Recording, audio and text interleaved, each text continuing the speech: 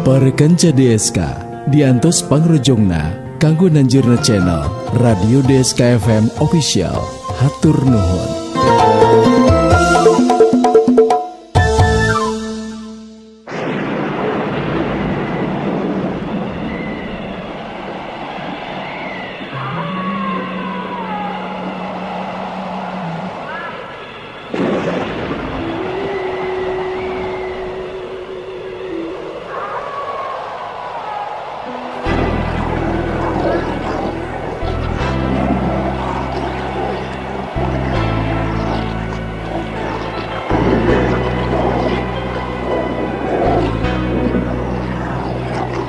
RMG Production gawe bareng jeung radio jaringan RMG Network midangkeun serial dongeng Sunda Misteri Boeh Larang.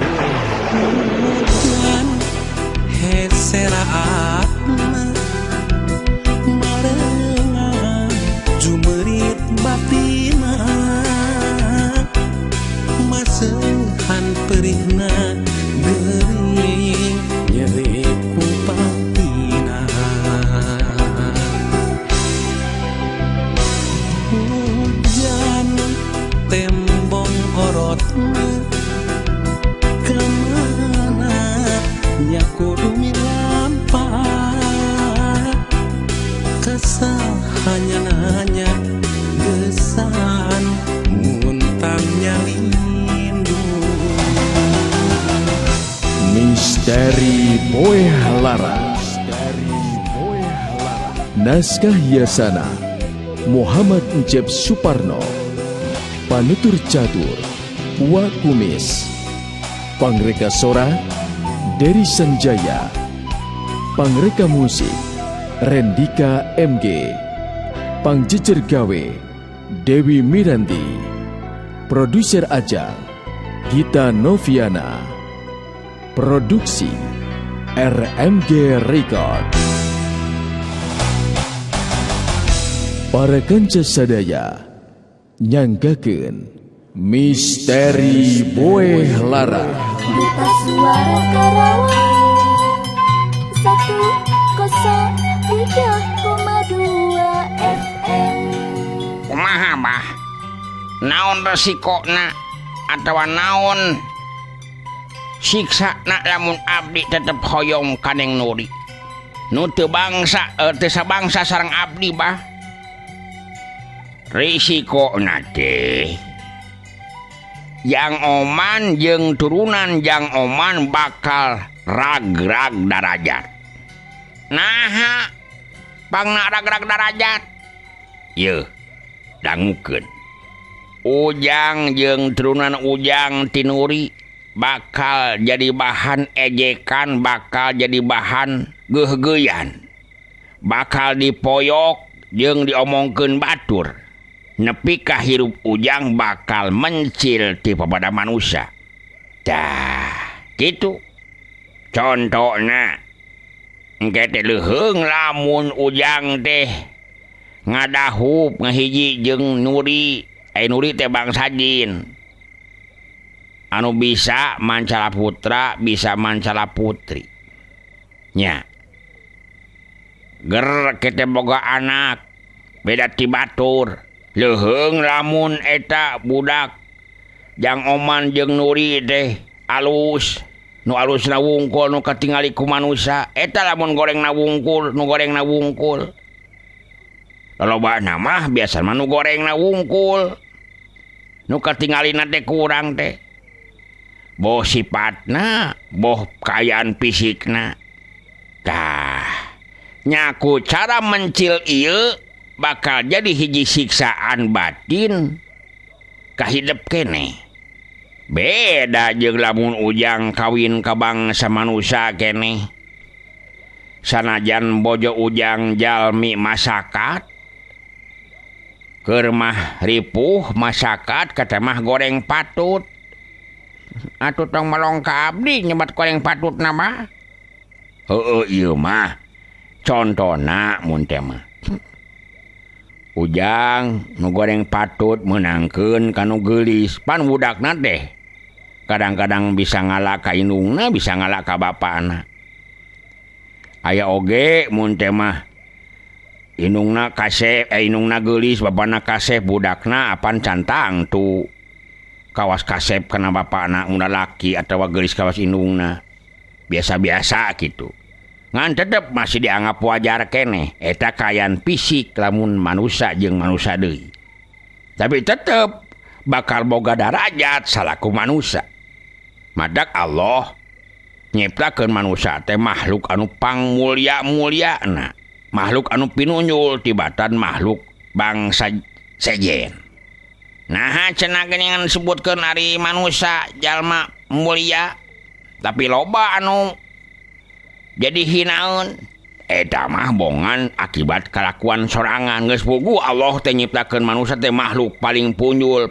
paling mulia ger nyieun sikap jeung kalakuan anu teu hade atuh jadi hinaun jelema hinaun bangsa nu lain hinaun bangsa jin jang oman sakumaha bae masyarakat jeung sangsarana bangsa manusia tetep harkatna leuwih luhur tibatan anjing herder anu kadaharanana daging jeung roti sanajan urang mah hirupna ukur naon teh manusia mah ukur jeung ukur sangu wungkul atawa ukur lalab-lalaban wungkul atawa ukur bebeutian wungkul tibatan anjing herder anu karena daging jeung roti tetep harkatna manusia leuwih luhur tibatan anjing atawa sato contona bae jelema nu hirup di kolong sasak bari teu boga baju lamun dibandingkeun jeung anjing herder anu unggal poe dibere daging sapi jeung susu katut roti dina hal harkat mah tetep luhur keneh manusia nu hirup di kolong sasak teh nya ieu pisan mulyana bangsa manusia hiji makhluk nu diciptakeun sampurnana ku Allah Subhanahu wa taala tah ayeuna abdi bade tumaros bah naon margina bangsa manusia disebat pangmulya-mulyana ti saantero makhluk anu kumelip di alam raya ieu. Bade teu manos abdi bah.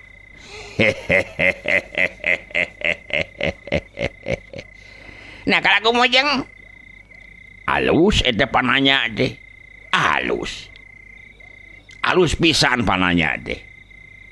Ciciren hidup teh mikir pan Allah teh nyiptakeun manusia sagedengeun diciptakeun pangmulyana jeung pangsampurna sampurnana manusia jelema kudu malikir dikir jeung mikir dikir nyaeta kudu teu oleh urang dina sairing dumadi sarengkak saparipolah urang teu oleh kudu zikir ka Allah ngucapkeun asma Allah bisi tak urang teh bisi kalau usap setan mata urang kudu teu oleh deukeut zikir ka Allah jeung kudu mikir jang oman geus mikir yeuh jang oman manusia diciptakeun ku Allah Subhanahu wa taala dina wujud anu sampurna nu sampurna manusia dibere budi jeung akal keur bekal kahirupanana dibare budi jeung akal dibare akal jeung budi nya budi jeung akal ieu nu kadiekeun nu kadienakeun nama sohor disebut budaya budi jeung daya budi jeung akal teh budaya sabab budaya teh asal kecap tina budi jeung daya budi hartina akal daya hartina gerak jadi akal anu digerakeun teh bakal ngawujud kahirupan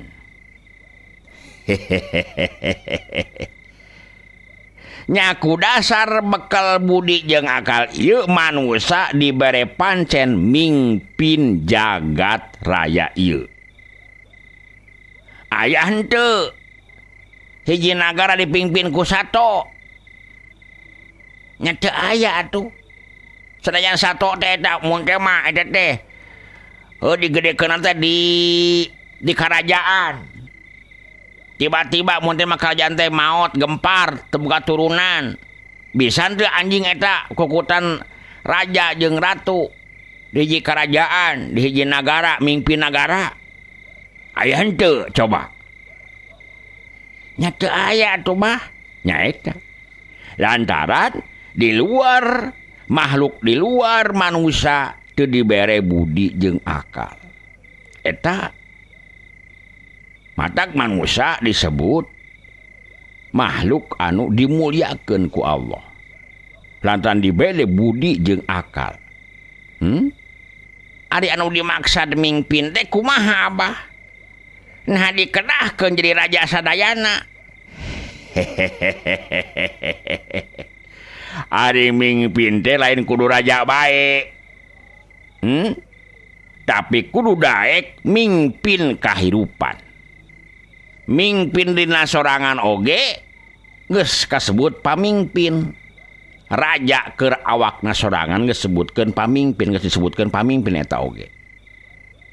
Da geuning loba jelema anu teu bisa mingpin dirina akibatna jadi cilaka. Duta Suara Karawang 103,2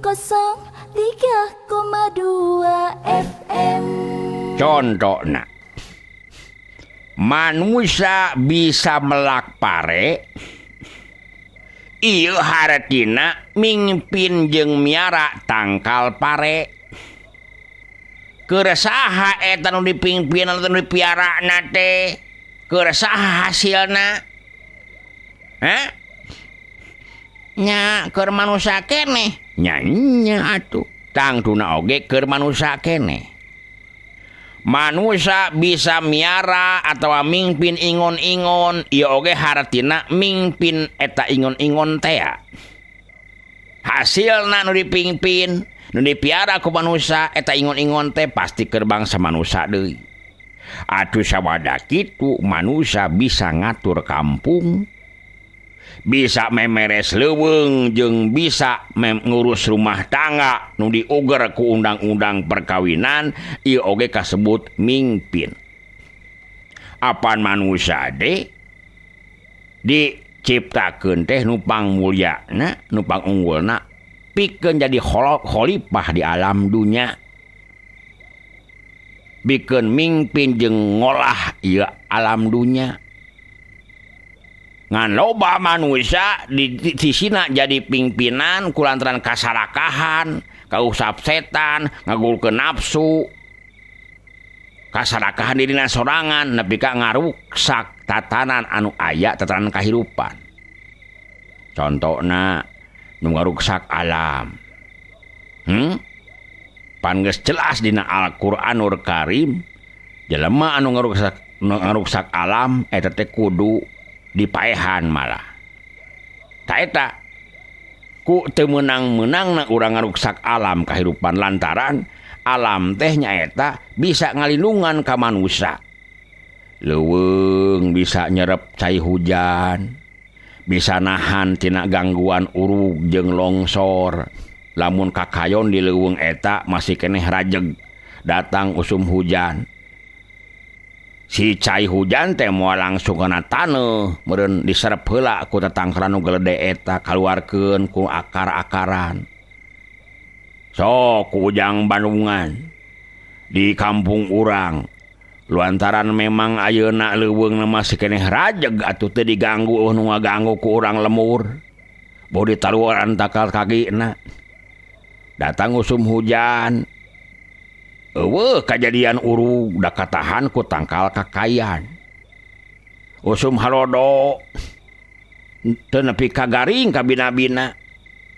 Cai teh curcowe anger ngocor lantaran eta nu cai hujan nu ditahan ku kakayon teh dina mangsa usum halodo engke dikaluarkeun ku akarna timbulna geuningan eta walunganana herang cairna herang nu kaluar tina akar-akar kakayan teh tak kitu. Jadi manusia bisa ngatur kampung, bisa memeres leuweung jeung bisa ngurus rumah tangga. Cara-cara mana manusia ngurus sakabeh kahirupan ieu nya dibekelan ku budi jeung akal teh kasep. Nepi ka sagala pagawean manusia disebutna teh ngabudaya. Coba bandingkeun jeung sasatoan. Apaan jauh pisan bedana sasatoan mah. Sanajan monyet pisan, apaan teu bisa nyieun imah monyet mah. Teu bisa nyieun imah. Teu bisa nyawah jeung teu bisa ngebon atawa malawija monyet mah. Cinekna sasatoan mah teu bisa ngatur eusi jagat ieu.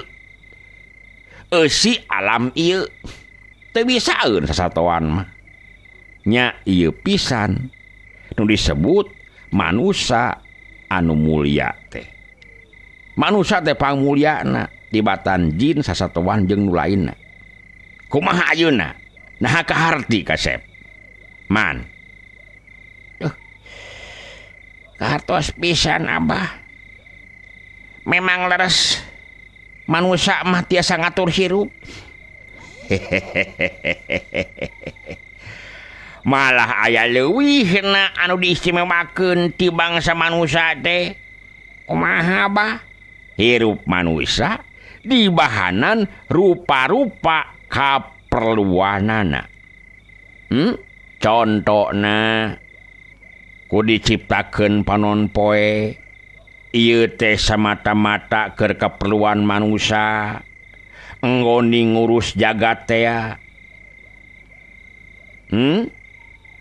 Terus deui Allah nyiptakeun cai, nyiptakeun angin, nyiptakeun seuneu jeung sajabana ieu kabeh samata-mata keur keperluan manusia nggoni ngurus eusining jagat. Tah kitu pangna manusia disebut pangmulia-mulia nate. Kumaha kaharti? Kahartos Abah. Janten kumaha tuh perkawis abdi migandung nuri teh? Cek oma negdreg pisan atuh para kanca. Ongkoh manehna nyebut kahartos tapi dina pamustunganana mah tetep ngumaha ka Bah Anwar. Aduh. Nah, ngabamlam ti tadi teh sugan tenggeus kaharti. Jang oman. Abah bieu panjang lebar nerangkeun teh yen hidup mah bangsa manusia anu boga disebutna mulia teh ya. Nu kasebutna jang oman teh bangsa manusia lain bangsa monyet sanajan rupana jiga monyet. Duh ulah kitu mah duh. Aduh rumaos nya maksudna teh sanajan jang oman jiga monyet tapi jang oman teh tetep makhluk pangmulyana ja manusia. Nah hidup teh rek tega nikah ka jin anu harkatna sanapun manusia. Kawin ka jin eueuh bedana jeung ngawin ipri atawa nyegik atawa non teh atawa nyegik. Apar eta teh kacidahinana. Ngan sanajan kitu Abah moal bisa nyarek atawa moal bisa ngajurungkeun moal nyarek moal nitah Abah mah. Eta mah kumaha hidup bae. Ngan Abah mah sakadar mere panerangan wungkul. Timbal Abah Anwar bari netep seukeut ka oman anu tungkul bangun bingung.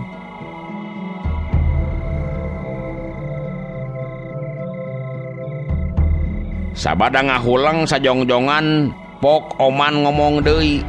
Bah, abdi teh sanes bade ngapilainkeun kana piuruk ti mama. atau ti abah. Tapi abdi hoyong nyobi-nyobi we ieu mah. Janten lamun dahar samal teh mah hoyong karasa ku sorangan ladana ulangan semet beja. Ku cara ngaraosan sorangan mah abdi jadi ainal yakin hartosna sanes ngan sakadar yakin wungkul tapi ainal yakin sayakin-yakinna. Gitu kudan. Oh.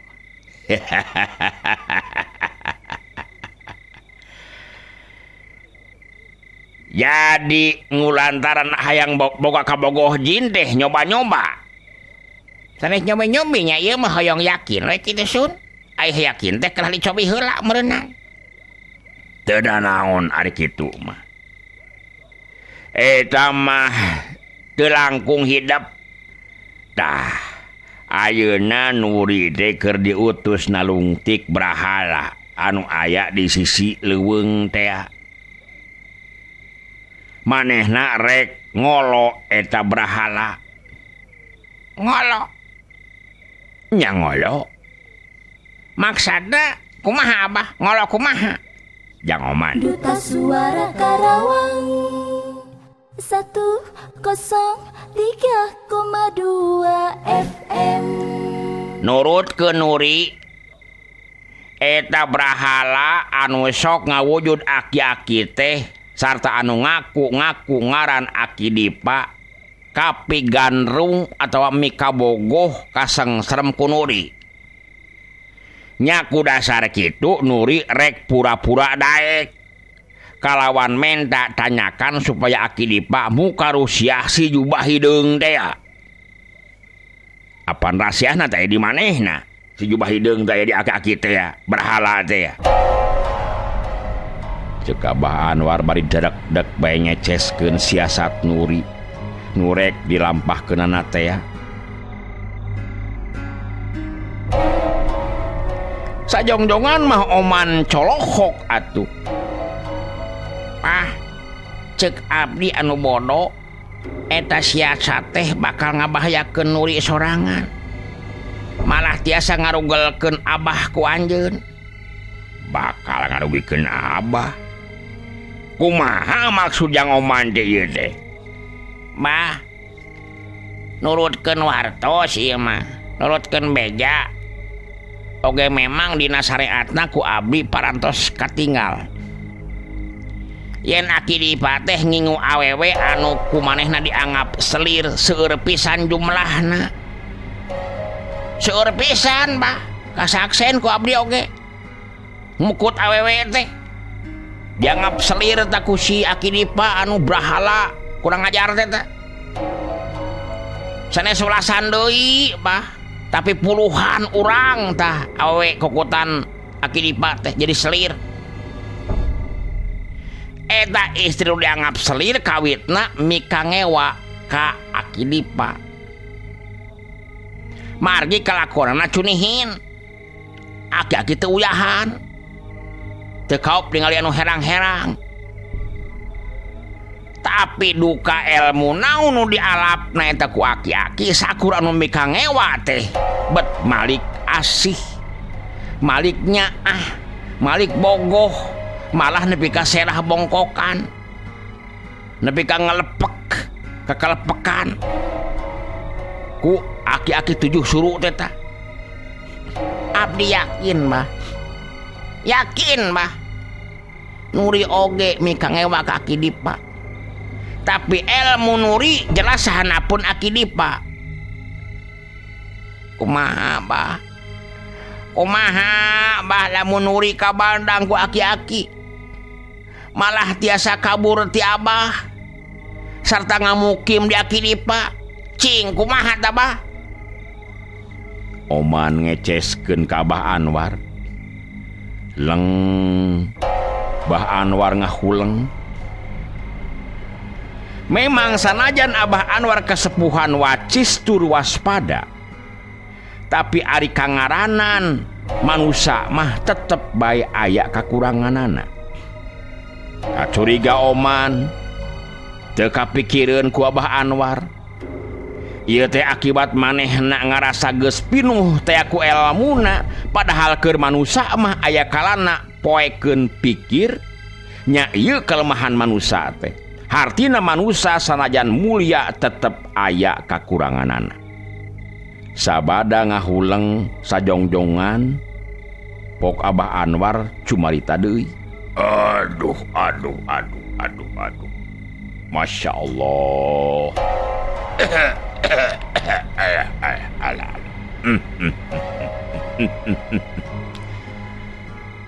Bener kita caritaan Ujang teh.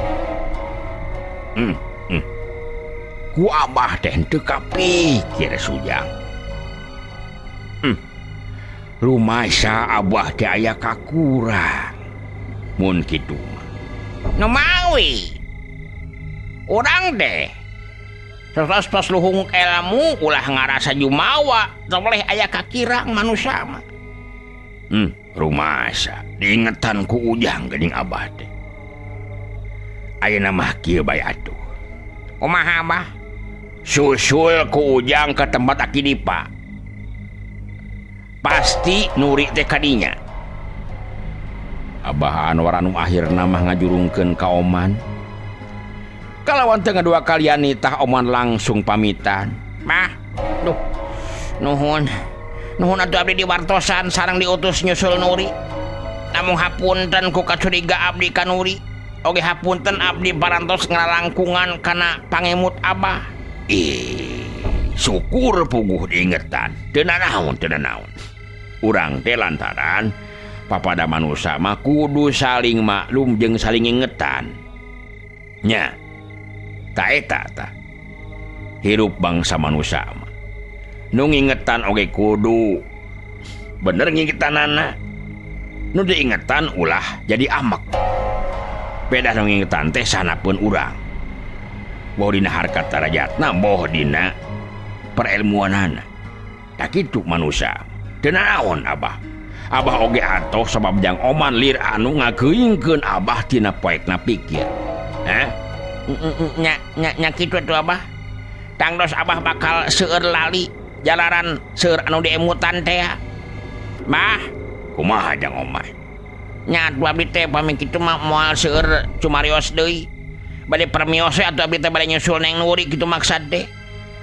Oman bade sasalaman. Nya sok atuh ka ditu nya. Sok Wilujeng mudah-mudahan eueuh halangan harungan. Nya, keun Abah insyaallah ngadukung ngabantu ku doa di dieu nya. Peuting eta caang bulan sarta waktu geus ngagayuh ka janari leutik anu hartina geus meh tabuh 2 peuting. Ari Oman terus ngagedig bari teu aya kakeueung ngajugjug lemur Akidipa anu sok ngawujud brahala teh di mana cenah ceuk Abah Anwar Neng Nuri harita teh ngajugjug sarua deui ka lemurna Akidipa. Para kanca, urang tunah heula Oman anu keur ngagedig nyusul Nuri. Ayeuna urang balikan deui nyarioskeun Nuri anu rek nalungtik jeung nyadap pangapesan Akidipa nu rayap bojona ieu. Peuting eta kira-kira tabuh 3 Janari Nuri keur liuk dina bangku kuloneun imah Akidipa.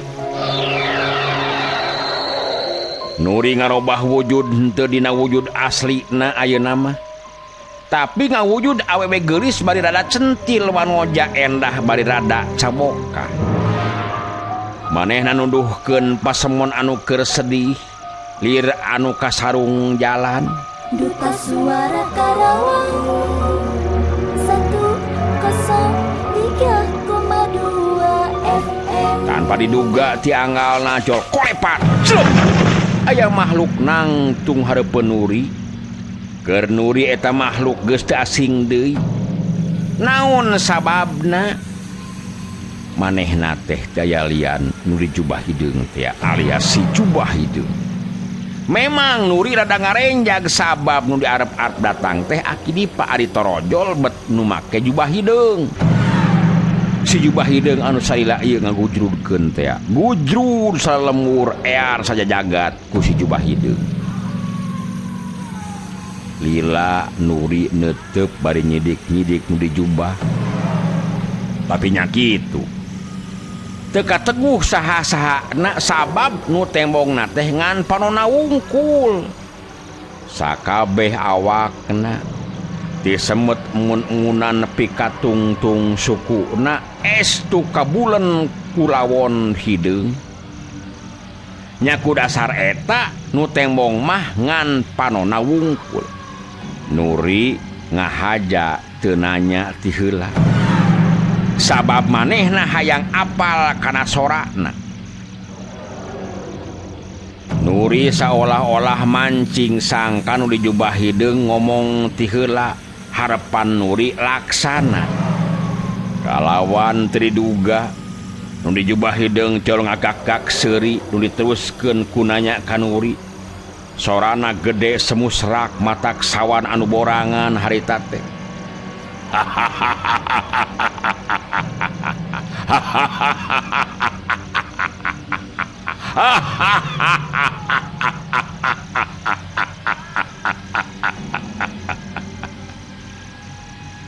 Hei, nu geulis, anu luis, anu amis, nu sok wiwis.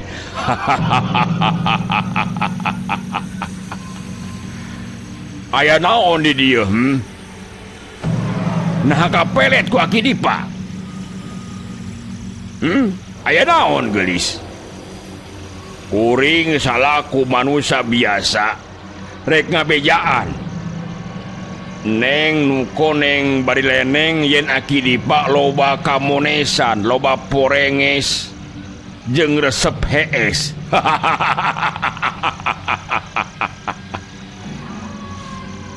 Nu dijubah jadi anjeun teh jelema biasa. Bener, kuring manusia biasa tapi bisa hirup di dua alam. Di dua alam? Maksudnya kumaha? Kuring bisa campur jeung urang lemur, oge bisa ngahiji jeung para lelembut. Oh, gitu. Nah, anjeun geus bisa ngabedakeun mana manusia jeung mana bangsa lelembut. Acan eta mah. Acan. Kuring keur saheulaanan mah acan bisa ngabedakeun antara manusia jeung bangsa lelembut. Lamun eta bangsa lemut teh ngawujud jelema angin lamun bangsa lelemutna keur ngawujud asrina siga Nyai Intriwili atawa jiga Nyimas Intriwili. Kuring ka Nyimas Intriwili mah bisa neguh yen manehna teh bangsa jurig jarian.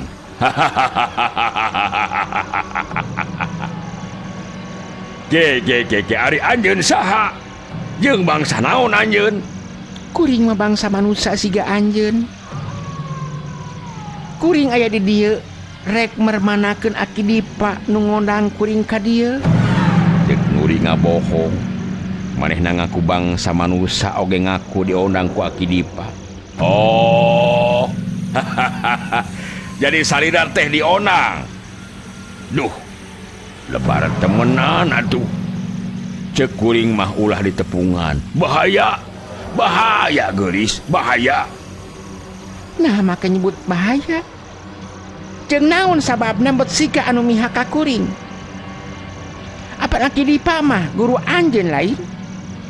Kudu nama anjeun teh ngabela guru.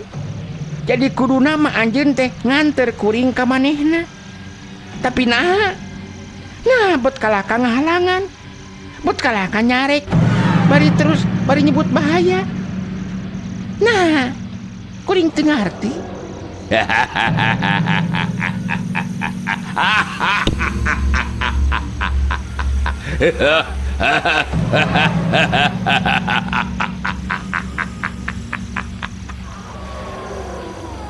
Gelis. Kumaha? Kuring nyaah ka anjeun. tangtungan gelis kieu bet jadi mangsa karakusan, jadi mangsa akidipa. Kuduna mah kumaha? Kuduna kumaha? Bejakeun ka kami. Kuduna mah tangtungan gelis kieu mah jeung kuring atuh. Tong jeung agi peot atuh, jeung kuring kuduna ge. Asal situ uyahan. Cing bejakeun naon pangna disebut bahaya teh. Bejakeun ka kuring. Ade ku kuring dibejakeun. Ngan didinya kudu daek babarengan jeung kuring geulis. Kudu daek babarengan jeung kuring. Sabab kiwari kuring geus teu boga pasangan. Gara-gara pasangan kuring diusir ku pada kasepuhan aya di lembur geulis. Kuring teu boga pasangan ayeuna teh. Si Jubah hideung teu boga pasangan. Aduh. Nah, saha pasangan anjeun teh? Coba caritakeun ka kuring. Pasangan kuring teh nyaeta Nur Seha alias Nyai Dewo. Jeung Nyai Papanting Peuting. Kiwari maranehna teh geusirna. Sabab duanana oge bangsa lelemut manehna teh. Memang keur hirupna mah manehna teh jelema biasa. Ngan sabada maot ku kuring dihudangkeun deui sarta dijieun batur usaha ku kuring. Usaha? Duta Suara Karawang 103,2 FM.